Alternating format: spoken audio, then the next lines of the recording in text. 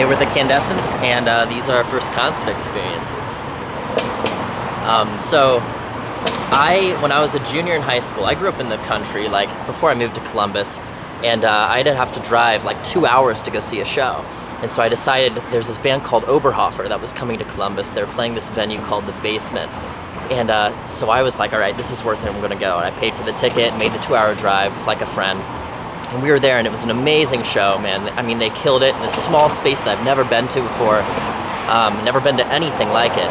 And anyway, I remember watching the show and looking up, so the band was playing, and there's this like banister, and standing at the banister were like these two cool kids. One had really long blonde hair, one had really long like black hair, and they're really skinny, and I was like, man, they looked about my age. I was like, is this how all people are here? Like, those guys look fucking sweet. And 2 years later, this is way before I'd met, you know, Alex and Miguel. 2 years later, I find out that it was Alex Harris, and this was the first time I ever saw him, ever. And you know, I guess had no idea we'd end up making sweet music together, man. It was love at first sight. Yeah, it was. It was love at first sight. You guys interlocked. But purely physical. And you knew right there. I just thought you were cute. You know? My first concert I ever went to was back in 2012.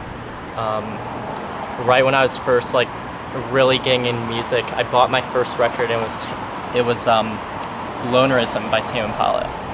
And I think you just wanted to blow my mind, so you took me to Tame Impala in Columbus.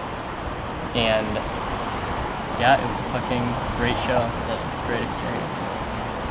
My first concert was a Colombian artist. His name is Juanes, and I saw him in Cleveland, which I thought was so cool that there was a Colombian artist touring in the US, and I went with my family, and it was amazing.